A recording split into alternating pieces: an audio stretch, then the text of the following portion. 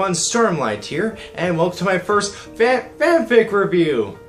So this is a new series I'm going to be starting up where I'm going to pick a few fanfics I recently read in the Brony fandom, or maybe a few others in a few other fandoms, and I'm going to do short reviews on them. Just to be clear, each of these reviews is going to be spoiler free with maybe a minor, like tiny bits of spoilers, but overall I'm going to give no spoilers in this review, so you don't have to worry about that. So I'm going to be starting off with a story that was requested by a friend of mine who goes by the name of the Scottish Brony. He's been a fan of mine for quite some time. I believe he has a DeviantArt on DeviantArt, and he's a friend of mine from the Brony clan on a part called Equestria Space Command. So yeah, we play Halo together on the weekends with some other people, and it's a lot of fun. So I believe he also has a YouTube channel, I can't remember, but I'll leave a link to his stuff down below so you can check him out. And the story he recommended me reviewing for today is a story called My New Life in Equestria by Max Beasy. I'm just going to say a little short description of the story here. So, Matthew Williams, a citizen of New York City, leads a pretty good life, an alright job, a nice place. Sure, he has dreams and aspirations like the normal humans of the earth, but he was rather content at the moment. That all changes when 6 points drop right on his head, literally, and soon finds himself in a variety of situations that will spin his life in all directions. So yeah, that's a short description of the fanfic, and this fanfic contains about 21 chapters, so it's not going to be something you can read in one day unless you can read that fast or whatnot. But yeah, it'll probably take at least a week, or depending on how fast you are. So yeah, and this I just want to mention a few points in this story. So yeah, Matt lives in New York City, but one day when he goes to Central Park, or whichever park, the main six come through a portal from the sky and literally fall on top of him. So from that point, he has to take care of them until they find a way home.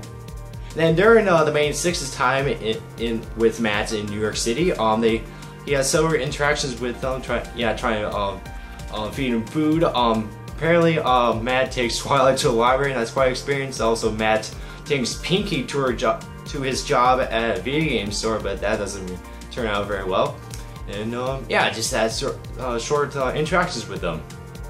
Eventually, Twilight does find a way back for them to get back home, but when that happens, Matt accidentally bumps into a tree and falls through the portal. So from there, he is now stuck in Equestria.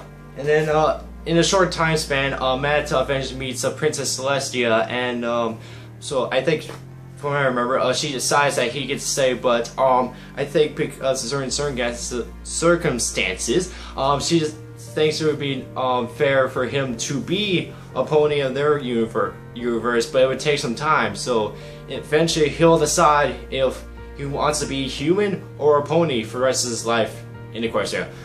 So throughout the story, you get to see Matt's thinking about whether or not he wants to be human or be a pony. So you see how he's thinking about it, and certain aspects to make him, or certain situations to make him think whether he should choose one over the other and whatnot. So, and then he does have more interactions with the main six, and since this story has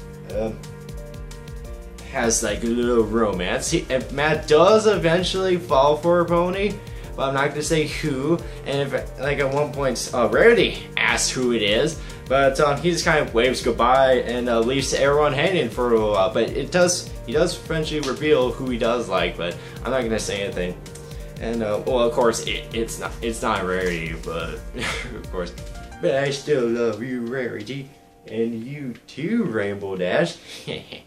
So that's just quick a few pointers of the story I wanted to mention. So now I'm going to pros and cons. For the pros, for the main one is Matt himself. I just thought he was really cool, laid back, and relatable.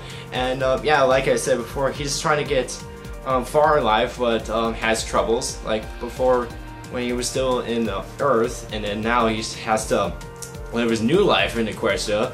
And yeah, he's in he's obviously in a tight spot in Equestria and has to make difficult choices, and I just love his interactions with each of the characters that are shown in the story.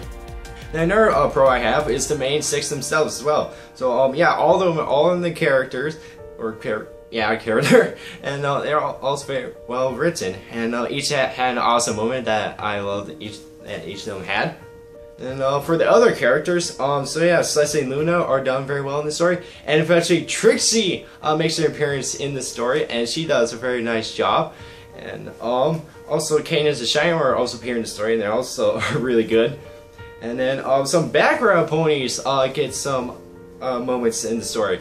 And of course, if you're gonna have a human in Equestria, you have to show Lyra. So, and when she finds out about Matt, it is just glorious. It's really funny when she first meets him.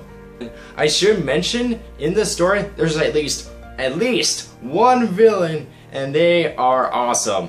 But this is before season 4, so no Tirek. And so this takes place like after the season 3 premiere, but before the season 3 finale. So it's kind of like in between season 3. So yeah, but probably hasn't gotten her wings yet. Just for those who are happy about that. And just another pro I had was the story itself. So yeah, I thought it was really well written.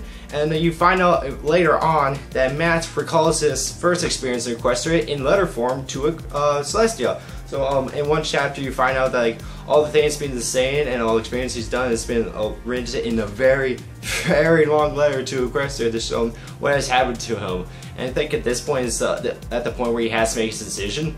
And there's plenty of everything for everyone, from action to adventure to romance to comedy to sad moments, etc. So yeah, there's plenty for everyone.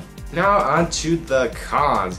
I think one of my biggest con in this fanfic is the character Soren himself and how he was displayed. In this story, he was definitely OOC, or out of character for those of you who are noobs to storytelling. And he was just way too mean to, especially to Applejack when there's a point in the story where there's a dance and Applejack wants to ask Soren to the dance, but he's just really mean to her. I just think he would never act this way. I really like him in the show. So I love him in the show, but not in this story. And also, just a little con I had about the story is some of the ship-ins in the story. There was a few I was okay with, but then there were some that were just way out there.